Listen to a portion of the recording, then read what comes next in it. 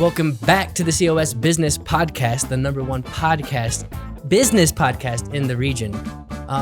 Who is our highlighted sponsor of today? Today we have Fast Signs as our highlighted sponsor. Fast Signs. That's fastsigns.com, right? Correct. Yeah. Fast Signs, an amazing sponsor. So today we have on Tyler Curran, and he owns the company Dental PO. Can you tell us a little bit about what your business is? Sure. Yeah. So Dental PO, this is actually one of our biggest problems is trying to explain ourselves sometimes. For the most part, we are a procurement partner for dentists, oral surgeons, periodontists, endodontists, any dental specialty. Right now, we are much more focused on the specialties, specifically oral surgery. And what we're doing is we're partnering with these practices who are more often than not independently owned by a surgeon. And we're helping them use a bunch of different technologies in order to go about helping them buy all the supplies that they need to perform all their surgeries in front of everybody. So yeah, so technologies is a very ambiguous. It is. Is a bit ambiguous word. Is it what kind of? Is it like surgical equipment or? It's a series of things. So primarily it's software marketplace specifically that we're hosting all of the supplies that they buy. So they buy supplies from maybe 40 to 100 different vendors, depending on how big the practice is. And so this marketplace goes and consolidates all these vendors together. Which gives us a great opportunity to then apply other technologies. So we are part data analytics, we're part hardware, and mostly like inventory hardware, smart cabinets that you can go and track inventories of. And in a way, we're also like, we're a service organization, so it's people too. We work with a few very old companies that have been in the healthcare space and the general commodity space for a very long time, and we help route. It depends. It changes a lot, but we are helping these small practices go and find buying power and route a lot of their buying through contracts in order to get better pricing on supplies. Love it. So explain the issue here, because you're talking about traditionally dental practices have to go through 40 or maybe even more different types of vendors to get their supplies. And so like, for one, like explain a little bit more about that problem. And two, like how the heck did you stumble across this solution for that problem as well? Yeah. Right. That kind of falls to the backstory of the company. Like how did we even get started with this? It wasn't my idea. I fell into it. It was very serendipitous for the most part.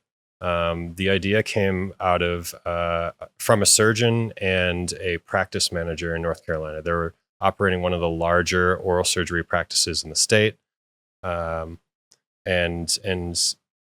really most for like a little context, most oral surgeons do operate their own practices. They don't necessarily belong to a hospital. Sometimes they're affiliated with them. For the most part, they will go and operate in their own building, in their own office, like a dentist. Wow. And what that means is when they go and buy supplies, they're buying supplies from most of the same suppliers that a hospital system buys supplies from. So very, very large distributors.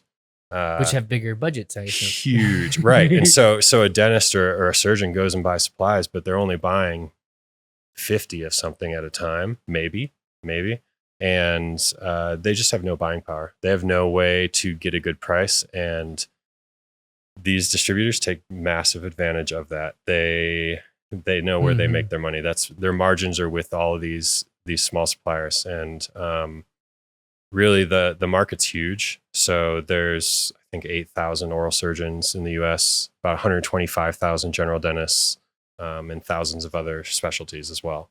And so when you stack them all together, it is a lot. But independently, they have no way to negotiate these rates. And so the idea came out of this practice in North Carolina. At this point, they were growing. They've added a few offices. I think they're up to like 8 or 9. They had a bunch of surgeons that were all partnered together, and they're like realizing, wow, we can now access better pricing. We can start to negotiate with these guys. We're buying at least enough supplies to get a good deal. Why isn't this more of a thing? Why isn't there a service that does this? And there is, but not well. There is an idea out there. So the idea was basically, can we group practices together and negotiate with suppliers for better rates? But then can we, at this point, software is becoming much more of a thing. Can we go and use software to make this a lot easier for us? Can we make it a really easy, simple user experience for the staff who does most of the ordering at the practices to buy the supplies at these good rates? So that's the general idea for Dental PO. And I got involved 2019, late 2019. Again, serendipitously, out of nowhere. I was working with a few guys. I think one of their twin brothers was a surgeon at the practice and introduced me. So this is in North Carolina as well? This is in North Carolina. Yeah. Interesting. Yep. We like to take a quick moment and thank our sponsors. Celebrity DJ. Celebrity DJ, where you get your events your way. Weddings, corporate events, and more. Let Celebrity DJ be your director of fun. Winner of WeddingWire.com's Couple Choice Award year after year with over 100 5-star reviews. Let Celebrity DJ bring your vision for your special event to life. Online at celebrity-dj.com. That's celebrity-dj.com. Home Day. Enhance your company's benefit package with Home Day. Home Day offers innovative real estate solutions that make home ownership simpler and more accessible for your employees. Discover how Home Day can add value to your benefits program at gethomeday.com. Neon Pig Creative. Bring brands to life with Neon Pig Creative. Dazzling designs and strategic marketing make businesses stand out. Spark creativity at neonpigcreative.com. That's neonpigcreative.com. Exponential Impact. Fuel startup success with Exponential Impact. Mentorship, resources, and support available to amplify impact. Join a community of change makers at exponentialimpact.com. That's exponentialimpact.com. Fast Signs. Fast Signs can help you with all your signage and visual marketing needs. Whether you're starting a new business or just need a signage refresh, let Fast Signs help you. Make your statement. That's fastsigns.com. Cars Helping Charities. Cars Helping Charities is a turnkey fundraising solution for nonprofits. Cars Helping Charities allows your nonprofit to accept vehicle donations, which are sold, and then the funds go to the organization. CHC is partnering with my nonprofit of choice, Mattersville, to help them raise funds through vehicle donations. Please consider donating your car to support Mattersville. CHC will pick up any car, an old clunker you have sitting in your driveway, or a car you just don't feel like selling anymore. Make sure to visit carshelpingcharities.org. That's carshelpingcharities.org. Now let's get back to the show. And so how did you find yourself back over so you're in the Denver area, just so our folks at home know as well, and how that all come about? Right. Well, I lived in South Carolina for a bit. Okay. These guys were up in Charlotte. At the time, though, I lived in Chicago. That's right. So I moved to Chicago, 5 years before then. And, I was still working with a few of these guys on different projects, and these guys were still based in that area. So just worked out. Since inception, really, we knew we were going to be US wide. Yeah. And quite frankly, I'm pretty happy that we're out here in Colorado now. It's an awesome place to be. For sure. Yeah. I agree. What's the PO stand for? Oh man. It was always just dental PO. It could be dental procurement organization. That's like the most bland standard way you could say it. I've tried to come up with all kinds of different cool other acronyms. Dental purchasing org, dental purchasing optimization. Really, it's trying to be a little catchy. It kind of fits the industry, to be honest. So, okay, yeah. That makes sense too. I don't know.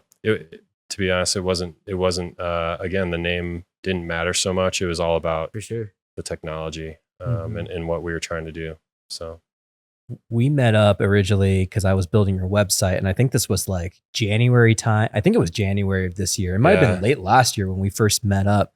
And yeah, like you spent like the whole first time just explaining what the business is, because it is a very niche type of business, right? That you have. It is, and you know, we're B2B, so we're not trying to drive huge amounts of traffic to the site. The Correct. site it does help with information, you know, it helps us close deals, but really what matters is our interpersonal partnerships with these docs. They want, you know, they want to see you, and they want to, you know, figure out who you are. Right. So a website's a website. And we did it pretty quick. We did it in like a week or something crazy with you, which is like I think you're the record of the fastest website we've ever built. Really? With our Oh, team. that's awesome. I think it was like, Yeah, it's good. Let's I just think you change guys these got two it things done up, and like 3 days. yeah. You were saying that when you did your Starbucks run. Actually. Yeah. Yeah, we 3 did. days is what he said, actually, not a week. Oh yeah, it was Different. super quick, but he Man. knew exactly what he wanted, and we had kind of had an idea, like right, Mhm. like our initial conversation. So it made it like super easy for us to kind of synchronize and figure it out pretty quickly. Definitely. 2-page website. I mean, it was pretty quick, and then we built off of that some more. But yeah, it was a fun ordeal. I wanted to know with you, like, there's definitely a learning curve with this industry, and it sounds like you got connected with these guys, and they're were the experts. But what was the learning curve for you? And were you like kind of just partnering with them because you have, is it mechanical engineering background? Yeah, Okay. yeah, background in mechanical engineering. Guys, like I didn't know anything about the industry. Yeah. Oh For sure. man, and healthcare was the last place I thought I would find myself. I did have a little bit of experience selling technology solutions into healthcare, mildly. Uh-huh. Old jobs. You know, I had a job when I was living in Chicago that I worked that we built it was both hardware and software app. So it was an RFID gun and What? like a reading app that also did like automated forms and stuff like that. So mostly for asset tracking and industrial tracking and things like that. And so we were helping actually hospitals try and track supplies. The company that we developed this with was a printing company. So they did all the labels and stuff, and they would embed RFID hardware behind the label, and we would be able to just kind of walk into an inventory room, take our RFID gun and shoot the entire room and collect, you know, how much of everything was in there. Yeah. So, ironically, put me on the right track for this. Had no idea at the time. Yeah. But that's really the only exposure I had to healthcare. I mean, I'm an engineer at heart, so. Yeah. And we've had a lot of those conversations together. How was the transition from Chicago? I mean, you bounced kind of a little bit back and forth. It looks like South Carolina, but like Chicago to Denver. How was that transition? Oh man, Colorado's great. Again, I love it out here. Yeah, I Thanks. I think I was ready for it. You know, I was living downtown Chicago for 5 I was years. downtown, so like right in. Yeah, man. Yeah, It's right like in it's it. a different New York. I've been to downtown Chicago. So. Yeah. I mean, yeah. I was, you know, you're right in it, and the city culture, living in an apartment. You know, you live. I realized actually, I moved into a house last year, First and that time? was the first time I've lived on the ground in over 8 years. Okay. And I was like, man, this is nice. Walk right outside. You know, you got a yard, you got a garage. It Man. is, yeah. So Colorado's been good to me. I love it here. Absolutely love it. And easy transition, I'd say. Yeah. What do you like to do, man? I think we've talked a little bit about this, but like, what do you like to do now that you're in Colorado? Right. I'm a huge skier. Nice. So I live for the winter, really. Yeah. Summers are nice here too. Yeah. I like. I'm learning a lot more about what you can do in the summer. Yeah. Can't go wrong, really. Yeah, you got the exploring everywhere, all the different hiking that you can do in the summer. You know? Seriously. Yeah. I'm still a total noob at mountain biking, but Okay. trying. I'm working on it. I think that's a Denver thing. Yeah. I probably. Yeah, that doesn't surprise me, actually. No, I'm a huge skier. So, I mean, I think I got like 30 days in last year. Yeah, I've been doing that since I was a little kid. So I've noticed that about people who have a passion for skiing. It's usually something that was introduced to them when they were younger. And I've just like, it's not every time obviously, but like Yeah. I've noticed that Yeah. actually, like a lot of people will like come up from Texas or come up from other places where they've done skiing, you know, like because their father or their parent kind of got them into it. And I've seen that a lot. It's a funny occurrence that I'm noticing. Yeah, man. We used to drive out here every winter. Okay. Road tripping across the most boring drive you could possibly do is Right. across Iowa through Nebraska and into Colorado. Or Kansas, with same thing. Yeah, same thing. Yeah, it's just a moonscape by the time you get close and you're so bored. But yeah, we would come every winter, and we came with other families too, and we would just, you know, all cram into a little townhouse or condo or whatever, and loved it. Skiing for me is just, I don't know. There's a feeling to it, right? Mhm. It's pure flow state once you get into it. I'm gonna do it this year. I think I am. Yeah, I haven't done it yet. It's not even skiing. It's probably snowboarding actually. Oh, man. Yeah. you gotta do it. Yeah. I know a few people that like are just like you. They really love it, and I think I'm gonna actually try it. It's just a commitment, you know, especially if you've never done it before. Yeah. Expensive too when you first get that's started. part of the commitment. Yeah. Yeah, you know, with starting anything new, definitely everyone wants to like be cool and go hard. Don't do that. Yeah. Just you would just want to have like a good day for yourself, and as soon as you feel like you did it, like good enough, then you Mhm. can always come back. Yeah. I don't know. I did sandboarding once at Oh, the Great Sand Dunes. That's on my list. Yeah, that's on my list. I only went down a couple times and then I busted my head. No, I didn't bust my head. I just went In the sand. into the sand. Yeah, which I assume actually would probably be like unexpectedly similar to how the snow feels because it's compact. If it's right? powdery Totally. that day. Yeah. Yeah. There's a lot of those pro snowboarder guys who are just out, you know, riding sand dunes through the Yeah. summers. Really? Oh, dude, yeah. They'll go. Oh man, I've seen sweet videos. Like they go down to like Chile or Peru or something and Mhm. just ride like volcanoes in the Really? summer. Yeah, Wow. yeah. Until the winter hits like South America. Mhm. So Yeah, that's man. kind of the cool things about snowboarding then, right? You Right. can do it on the Yeah. board. Yeah. Yeah. But I think I always wanted to surfing- ski. Surfing would probably be a little different. I think because there's So- like yeah. slippage and all that. Surfing's a lot different. I got. Yeah. It's how That's you a whole control the nother force board. is story. coming at you instead of going with solid ground. Oh, and you get smashed. Yeah. You get smashed almost every time. Yeah. Surfing. Yeah. So I have not it's tough. surfed yet. That's on my list as well. Yeah, dude. You have that like that tinkering mindset, engineering mindset that I always talk about. That's like very deep and focused in what you're doing and the process and how things are put together from top to bottom. So like when you're talking about skiing, I'm sure it serves another part of your brain where you're able just to like you said, flow state. And it's kind of like your sense of relaxation probably for you and your way of getting away from like the deep work Yeah. that you do on your day-to-day basis. And that's probably like a big correlation of why you do both and why like both are so mission critical to you and probably your success, I would assume, right? Yeah. Yeah. I'm trying to make it more of a practice, really. It is an escape in a way of the day to day. You know, you're a business owner too. Yeah. You have a hard time not thinking about what you should be doing. Yeah. Mhm. You just and that's I think the sign of being truly kind of, I don't want to say dialed in, but like engulfed or really like a part of what you're trying to build is you do think about it constantly. But if you have this thing you can go to, this practice away from it, especially something that is physical, for at least for most guys, at least I'd say something physical that helps you get into a state of mind that's just, you know, you're not thinking. It's Mhm. I call it like the nothing box. There's nothing going on. You're just doing. You're pure flow. You're just out there, and you know exactly. You know, Do you have headphones on? Do you listen to music or? I used to a lot. Nowadays, I don't. Okay.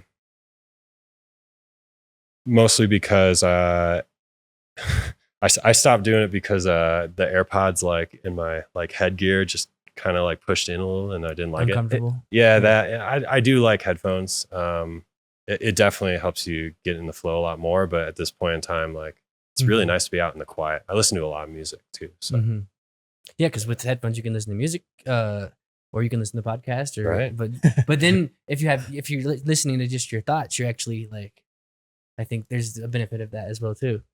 like where you're not listening to Yeah, anything. there's something to say about like Mhm. just and you know, deep in the mountains when there's snow everywhere, it is quiet and it's really calming. It's really nice to be out there with just nothing going on.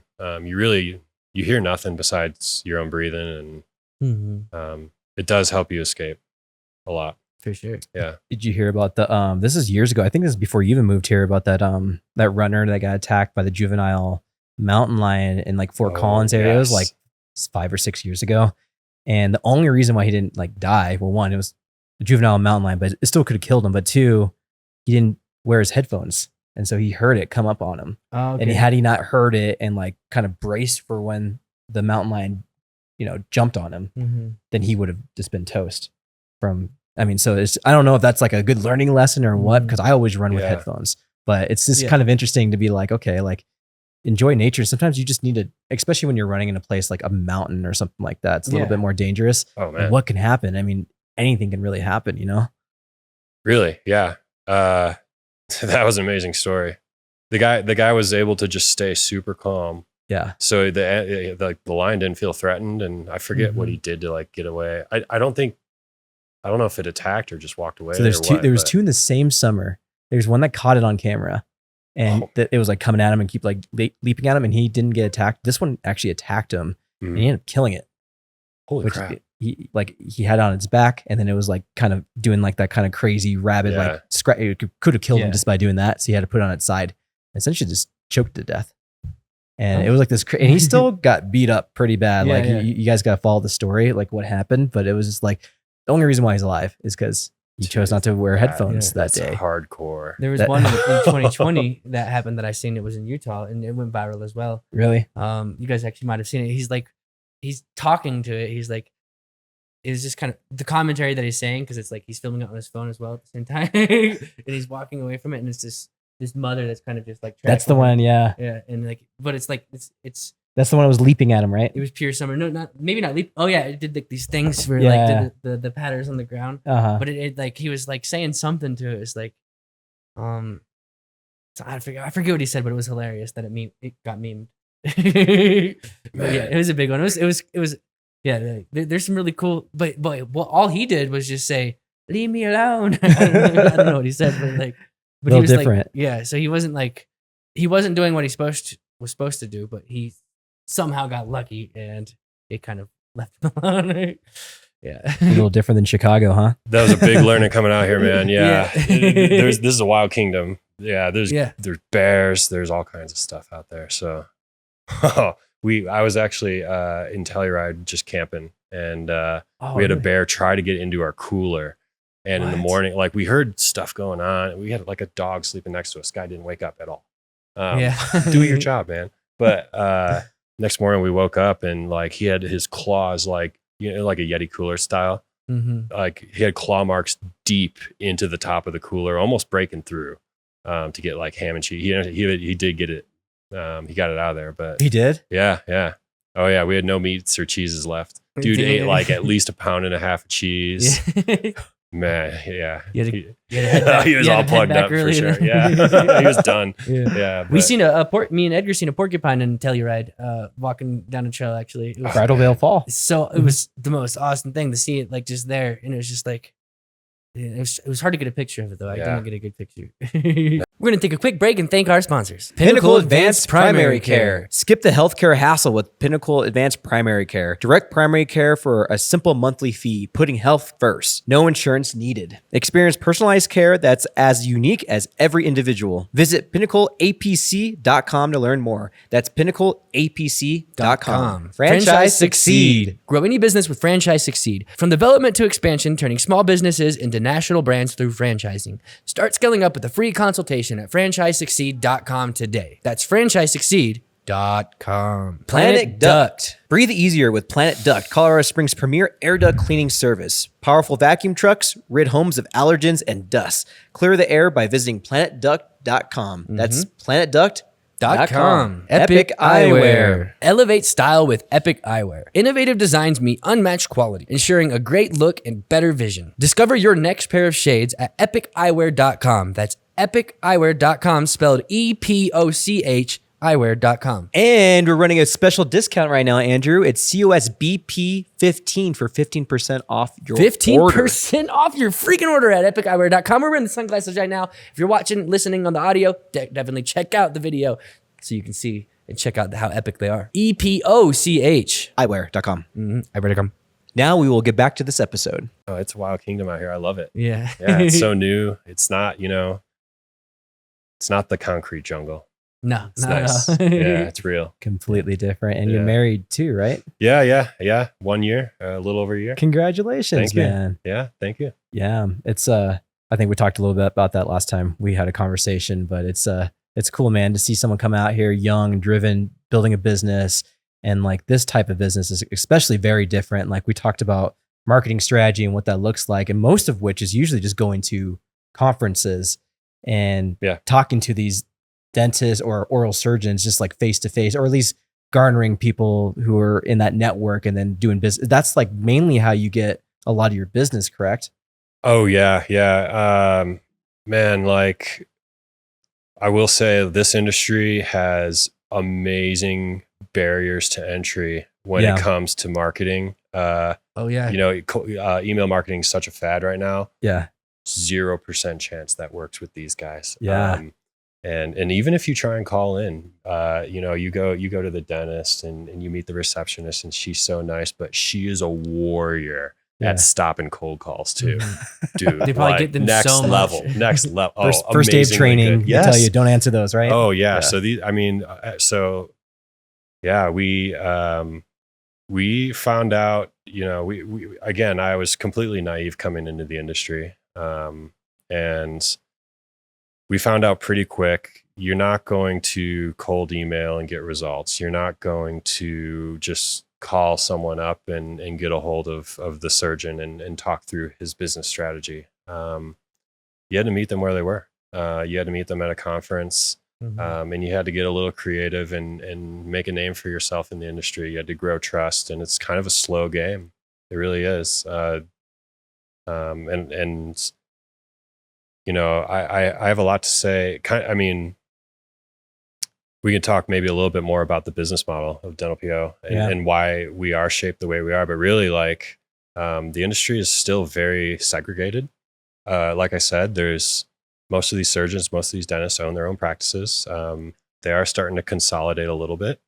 They'll go and partner together, or a private equity group, like a group of investors, will come together and buy up practices, which is happening a lot in general dentistry and starting to leak into some of these specialties as well. And that has some positive effects and some negative effects. And it's starting to change the way the industry looks. And so really, Dental PO is actually a response. It's become a response to what a lot of this consolidation has done. Not just with the dynamics of how their businesses are run, but the autonomy of like a surgeon in general. So, if you're going to go get surgery on your jaw or in your mouth or on your face, you want someone who really knows what they're doing, who's very in control and has a lot of autonomy and owns the equity of their practice and is very comfortable with what they're doing and sets up the way that a patient comes in. The entire patient experience is well catered. You don't necessarily want someone who's really driven by financial, profit margins and outcomes and things like that. And again, like I said, there's pros and cons to everything, right? So if you do introduce a lot of big finance into an industry like very precise surgery, it does give them better tools, but you want to make sure your incentives are correct. And so, we've seen a lot. We've kind of grown to understand what many of these surgeons are looking for, and we've tried to adapt the company to be the thing that they're seeking, right? And I'm happy to go deep on that. I forget actually what your original question was. No, you answered it perfectly, and I was just going to ask. You answered it perfectly, but I was also going to ask.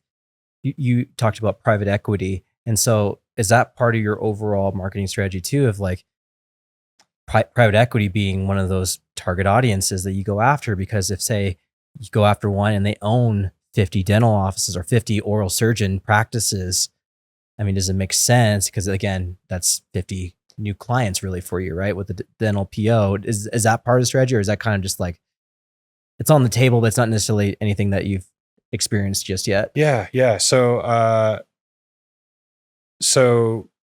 these private equity in this industry, they're coming together and they're buying practices. They're buying a portion. They technically can't buy all of the equity of a practice. The surgeon or the doctor must own a part of it.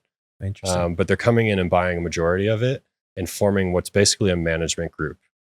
And that way they're able to roll it's a roll-up strategy, roll up these practices and do like top-down management, which is where they then go and look for tools to be better at management. So financial tools, HR tools, better insurance claim software. They'll go and do like NetSuite for databases and accounting, all this stuff that's really expensive that an independent surgeon normally wouldn't be able to afford or even seek out. Right. So it creates a lot of automation and a lot of it's basically streamlining the whole business, getting their operating expenses a lot lower, and they're able to make a lot more money because of it. And they get much higher multiples on their value. So the value of, say, a group of 50 practices is going to be worth way more than each of those 50 practices just independent, right? Exactly. It then comes down to incentives once again. So what Dental PO is trying to be is we are taking the same tools that these private equity groups have access to, these same like big management tools, and we're trying to we are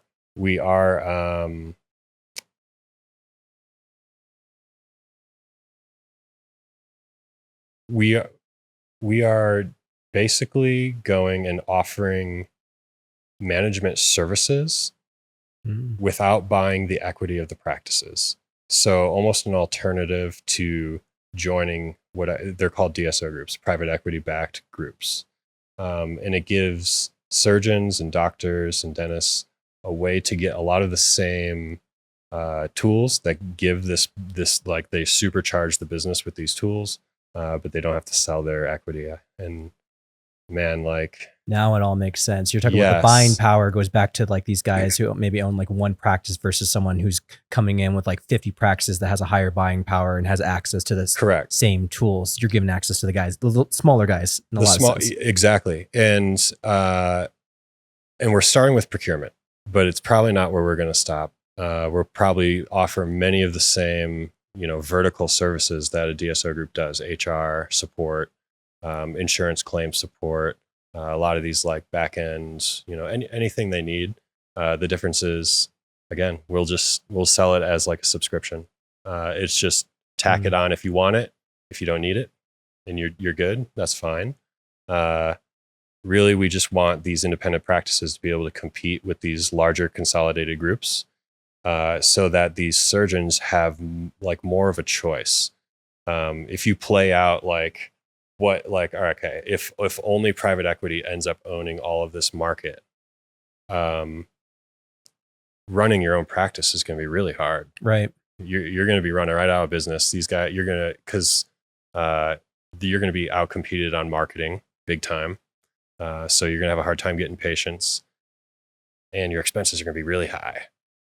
So you're like the Spotify for surgical doctors or surgeons. Kind of, yeah. Because Spotify, we're trying to be like a marketplace almost for these they tools. brought it back to the artist that they can build their own thing, right? In a way, right. And that's like the end goal. Really, like when you think about like a dentist's office or a surgical practice like this, it's two-sided.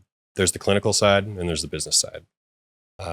Really, in an ideal world, this surgeon has their business side dialed in. They don't have to think about it too much. It just goes, right? Mm-hmm. And then they can walk in, see to their patients, and they're out. And the business is just rolling behind the scenes almost. They pay attention to maybe their monthlies and, oh, yep, still doing great. Still, keeping the doors open, lights on, staff's happy. But they're very serious about the way that they want to operate. And a lot of them actually, if they're running their own practice, have a hard time with the business side. Right. You go through 17 years of school, not one business class. It's a whole nother hat. Yeah. And that's an assumption. Maybe they do take a business class, but Yeah. It's pretty hardcore. It's you gotta know a lot, and you gotta be very entrepreneurial to run a practice. So. Yeah, but just because you know the business stuff doesn't mean you want to do the business stuff. Right. Yeah. I mean, you go to school that long, they're there to do a job. Yeah. It's not necessarily to, run a business. Very different skill set in all honesty, It is.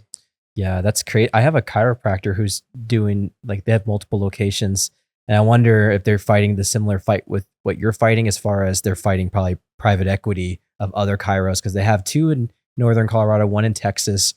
And I know that's part of a challenge for them as far as like fighting multiple, like chiropractic's another one of those that has, I'm sure, private equity. I know there's franchises all over the place for chiropractors.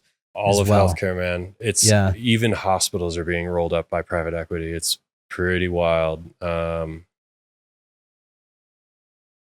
That's crazy. Hard. I mean, it really is. So like the dental industry, I think in general dentistry, there are about 30% consolidated into groups. Some are private equity, some 30%? About 30%. So there's still a lot of opportunity out there. Yeah. Oral surgery, much less. So maybe only like 12. So I would bigger say blue ocean for oral. And like an oral surgeon, they're a surgeon, so they're much more complex cases. It's a much more complex business to roll up, right? And that's why you see that. And quite frankly, a surgeon and dentists too, they love their autonomy. They get there's some stories out there of like private equity gone bad where, man, they're telling surgeons they need to see this many patients per day. They need to work 5 days a week. Oh, I need you to come in on the weekend, see a patient. Like they're trying to, it's profit extraction a little bit. And, how long are you going to stand for that if you're the doc, right? How long do you want to be told what to do? So it's kind of the story of like the public health care where you have the doctor that you have to go see, but the doctor is like 30 minutes late. You're waiting in a waiting room for them. And then you're waiting in the examination room for like another 15 minutes. And then they come in, all this time late. And then they give you like 10 minutes of their time because they have so many patients that they leave right away. It's almost like the same thing with like these doctors are so overworked and they have so many clients. In private equity is what I'm saying. It probably gets to that level where it's just like, again, they're losing their autonomy of what you're talking about, right? Yeah. It's really challenging. You want the doctor to have the freedom to like set his own user experience to run things his way and really, especially if you're going to do surgery on someone, you want to do your due diligence, right? Man, that's crazy. Well, talk to us about like the process of sales for you, like how that comes about. Cause you told me it's pretty complicated and you had very little knowledge. So I'm sure there was a hell of a learning curve just to be like, how do I get in and get in a room with somebody? Yeah. So yeah, I came in, knowing nothing about the industry. I'm an engineer, no background. I know how to build things. And I heard their pitch, I heard the pitch of my partners and like, man, that's a great idea. I love it. And, we had a good team to start. So I kind of heard about the idea and met with the guys in like late 2019, early 2020. We decided we were going to go for it. I was going to friends of yours or no, business partners, I'd say. So it was, I was going to be kind of operations lead, doing all the day to day. We had a guy who had a ton of experience in sales and marketing, a guy who was kind of another marketing wizard operations type guy. And then we had the partners who came up with the idea. So the surgeon, the other guy was a practice manager of that large practice in North Carolina. and the final guy was an accountant specifically for oral surgery practices and dentists. So we had a great team. We had well-rounded knowledge. We also had a great opportunity to go and use these guys' like existing network to try and grow. So starting this company, all right, you can't do cold email marketing really to grow sales. Right. You're going to have a hard time doing cold calls. You need to kind of know people in the industry, and it's a huge chicken and egg problem, right? You need to be, if you're going to do like procurement you have to do it at scale. Your margins are going to be low. The nice part is we've now integrated it with technology. So we're able to like offer a lot better product and a little more value, so we can keep our lights on a little easier without being at massive scale yet. But yeah, you had to solve that problem. You had to figure out how to get into it. And we decided to launch late February 2020. That's a About good time. 2 weeks. Yeah. 2 weeks before you couldn't see patients anymore. Right. And basically, man, as soon as like that hit, no one wanted to change a thing. Everyone was super scared that if they didn't stick with whoever they were buying stuff from at that moment, they would lose their allocation for products. Because Oh my gosh. these manufacturers and these suppliers Supply were having a chain hard shortages, time, yeah. dude. Like, because no one could go in and make the stuff. So massive shortages, massive, like, it was just a huge stalemate. Oh, and by the way, we can't say the C word, and we got to stay on this topic for less than a minute, because every episode we bring up this topic, which is the C word topic. Not saying it. You could do whatever you want. I'm just kidding, but I have noticed that every episode, I'm like, I try to stay away from it, but then it just gets brought You know up. what, though? Because we're a business. I would argue that a lot of really great businesses were started during COVID. Yeah, I bet. Yeah. COVID.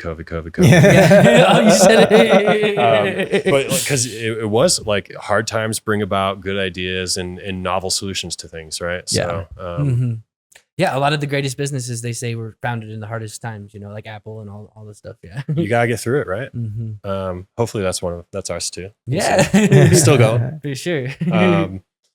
Yeah, we so that hit, and really, like, man, the team broke apart. So our partnership kind of it didn't devolve. It stalemated. There's really only one thing we were able to do. We were still reaching out and trying to make contacts with the industry and these practices that we knew we wanted to add to the group. But the only thing we could really do is try and negotiate with suppliers for deals for the future. Right. And so we were seeing like anti-growth, just giant, a big nothing.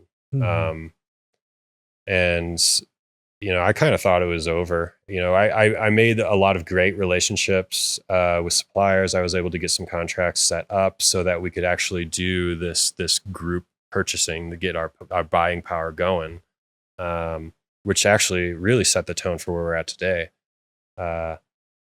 But around 2021, I thought we were done.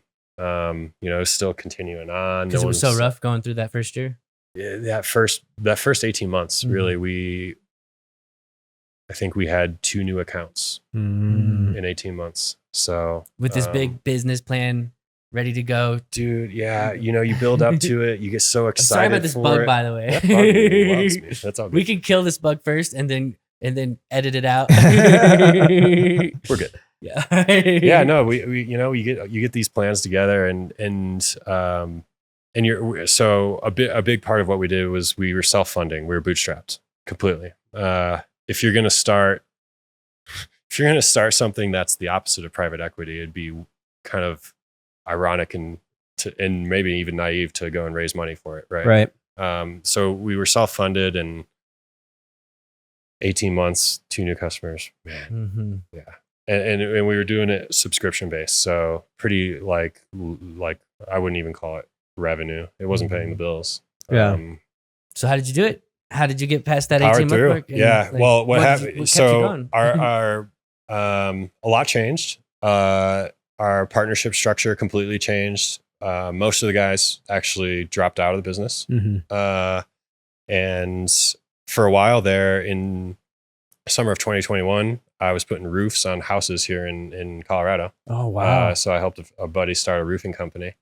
I helped him, do a lot of bidding and things like that. Made a little cash on the side. And we get hell here, as we just did right before this episode. I did a lot of engineering consulting projects, Yeah, I just bet you one-offs, and it kept me afloat at least. And it kept me in a position where by the end of 2021, we were able to take another look, and get back into it a little bit.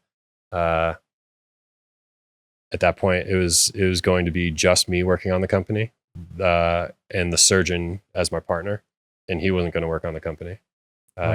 He's a little busy, and so I knew there was no way we were going to get anywhere if it was just going to be a solo project, and we had to go and get a partner. So I was very, very lucky and found an amazing sales guy to help me out with sales.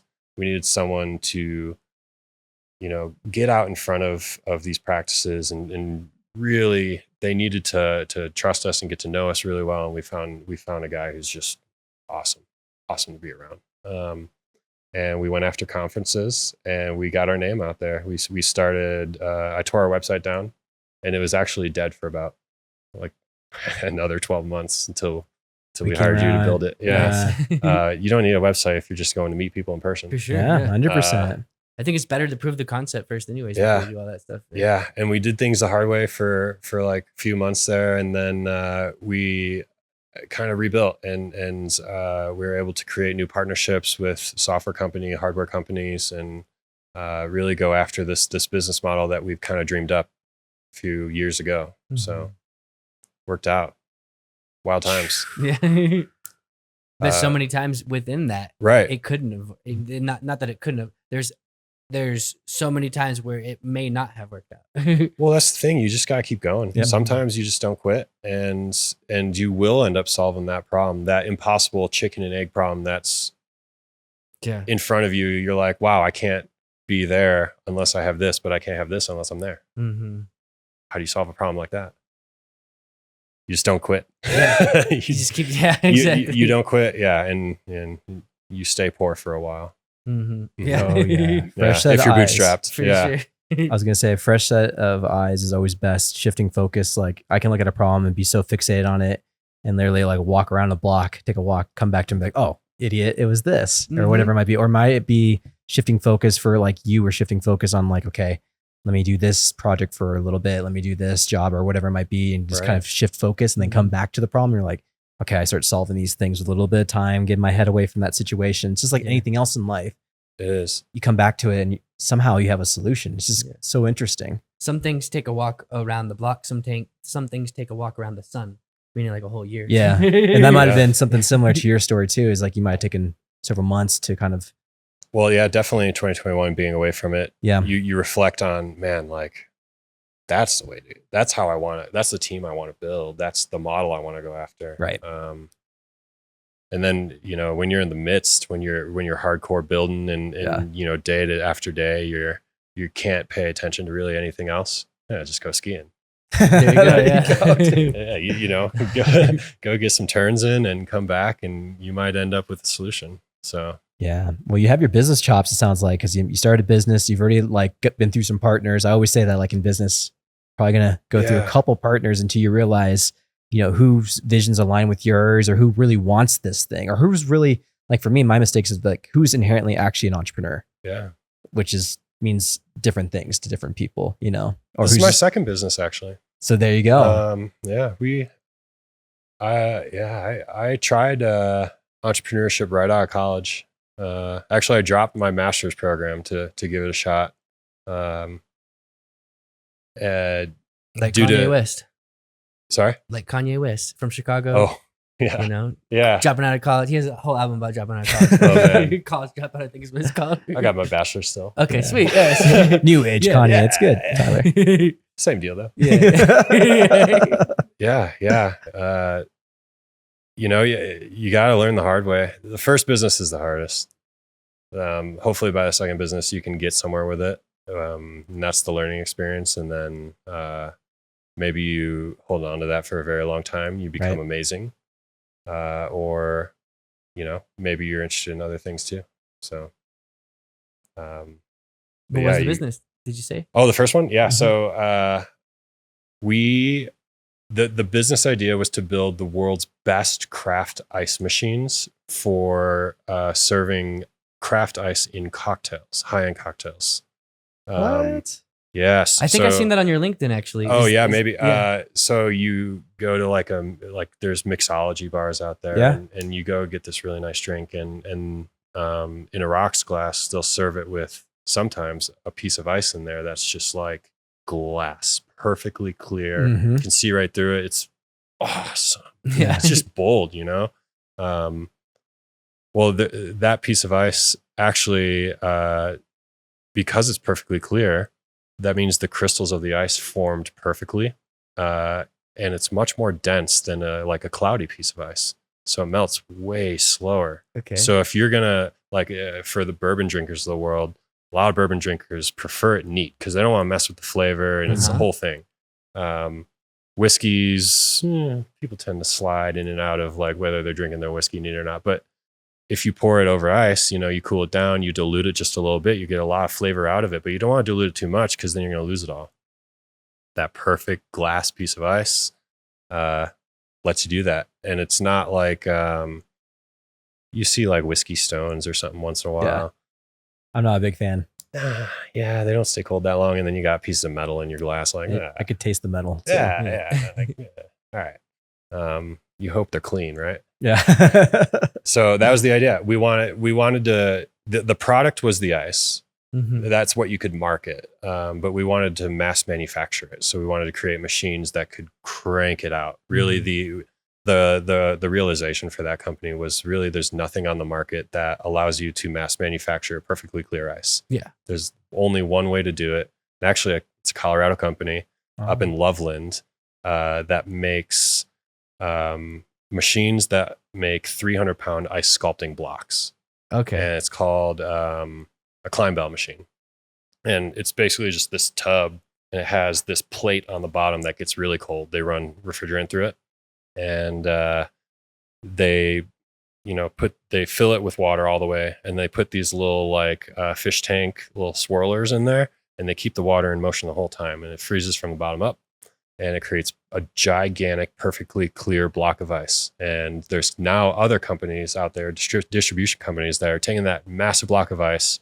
You pull it out with a crane, can't lift it, and you put it on a table, and you take a chainsaw to it, cut it into like thirds, and then you put it over a bandsaw and cut it into cubes, Okay. and then Oh my God. distribute it to bars. That's what So Yeah, it was a decent idea. for sure. Yeah. It's an awesome idea. Yeah. And we built machines, man. We just, starting a manufacturing company. Mhm. It's tough. You gotta have a lot of capital, and Yeah, exactly. it Yeah. just didn't come together. So that was my Mhm. first company. Yeah, I was the engineer.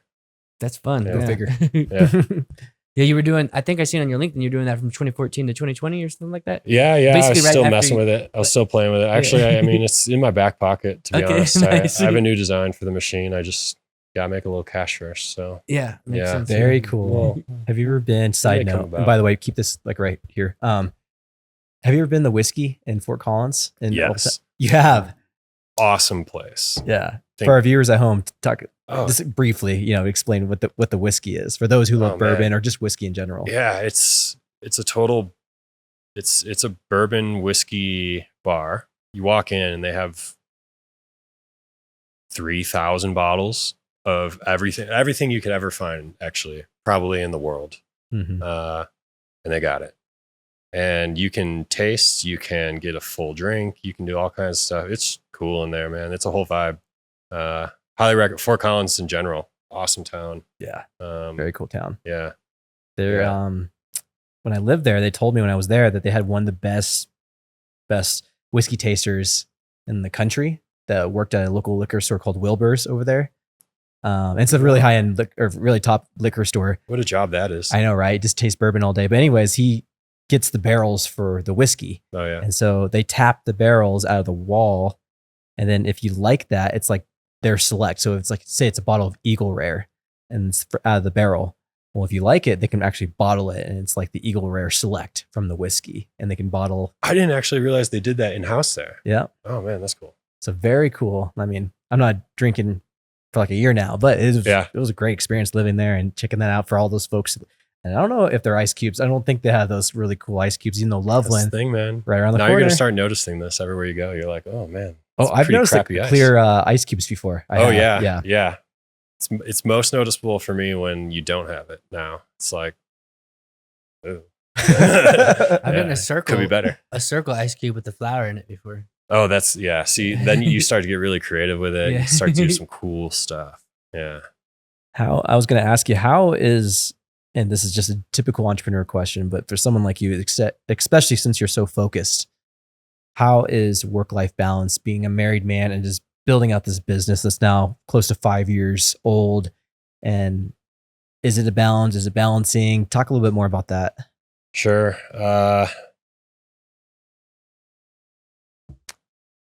It depends. It depends, I'd say, on what you're after in your life and what kind of lifestyle you want to live. Starting a company, startups are hard. Businesses are hard, especially if it's not pre-existing. You can buy a pre-existing business and maybe get away with a little balance. But if you're going to start something from scratch, trying to have any sort of balance in your life, you're just affecting your outcomes maybe a little bit. And I'm not someone to preach, oh, you got to hustle. You got to be grinding 24 hours a day, 25 hours a day. It's not my style. It is like, I'd say it's more of an energy balance.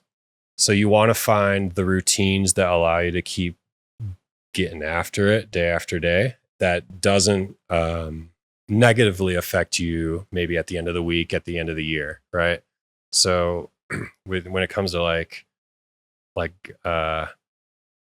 managing your energy, I'd say like if a common euphemism would be like, all right, if you're going to take a stimulant, like drink a bunch of coffee, you're going to pay for that later, right? If you're going to hustle and grind on something for 15 hours for weeks, 15 years, you're going to really pay for that. Mhm.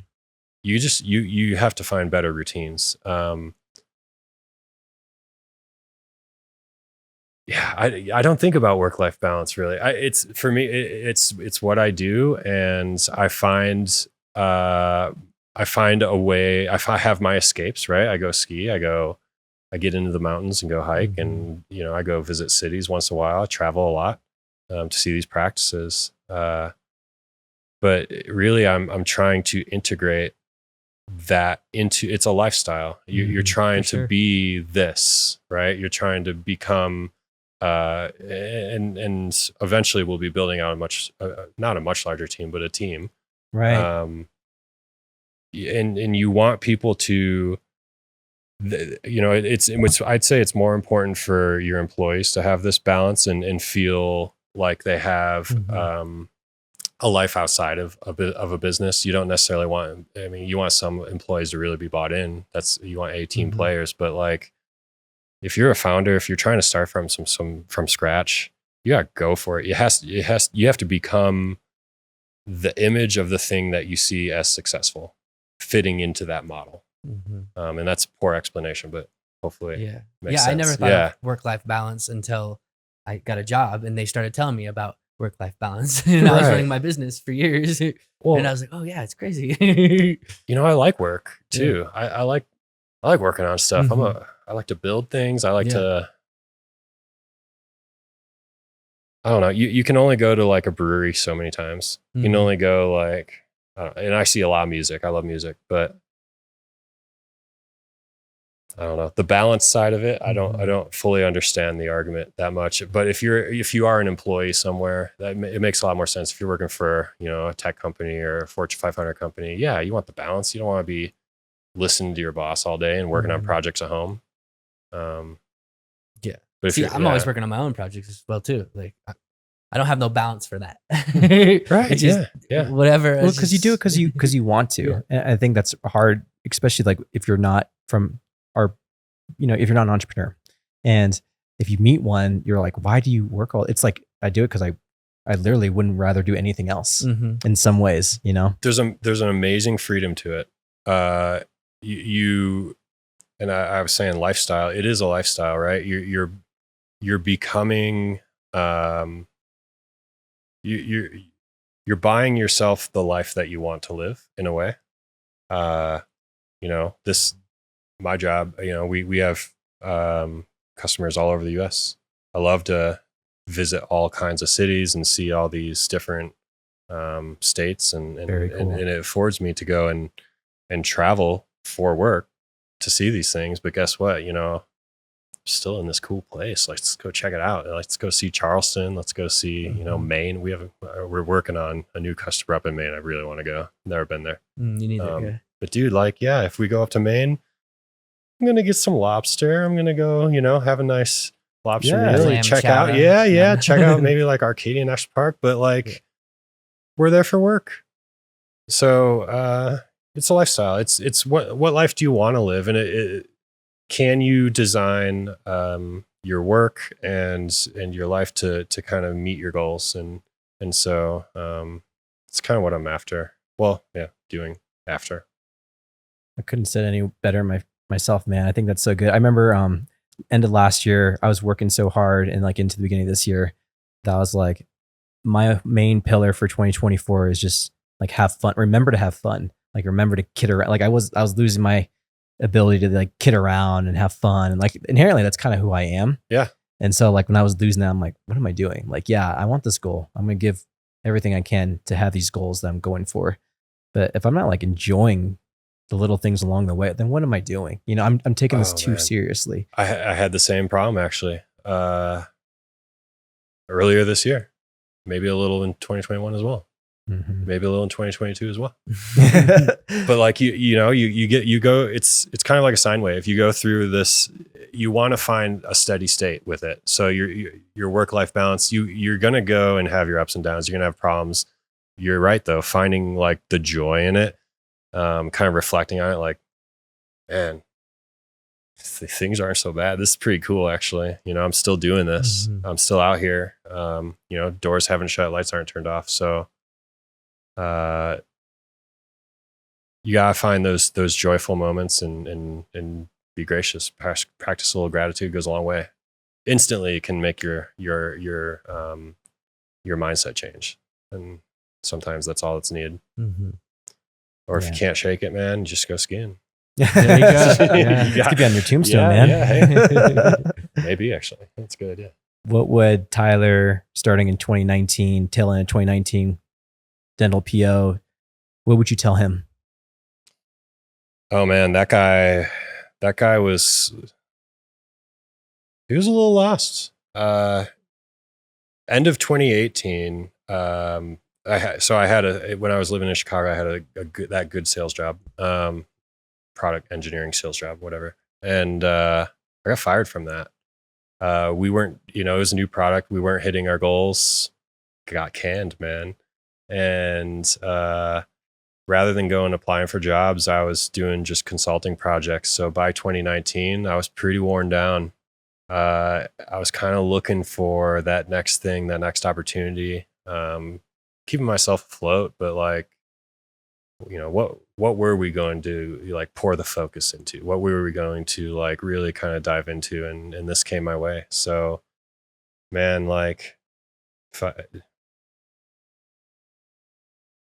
that guy, he didn't do such a bad job of just kind of sticking with it and allowing things to come to him, to be honest. But yeah, practice a little more joy maybe every day.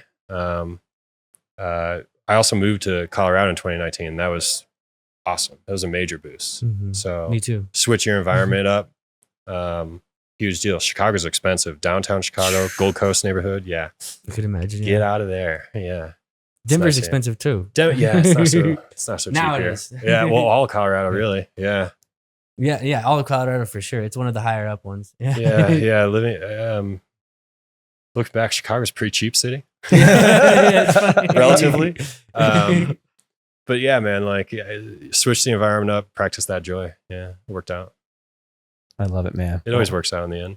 Anything else for you, brother? No, this has been a great episode. It's been an honor having you here and, talking about your journey and everything. Appreciate you guys. Thanks for having me on. This has been awesome, man. Well, that's your camera right there. Where can we find you? Yeah. So you can find Dental PO at thedentalpo.com. And you can find me, I'm not really that social, but I am on X, Twitter, Tyler Curran at Entropy Wizard. Okay.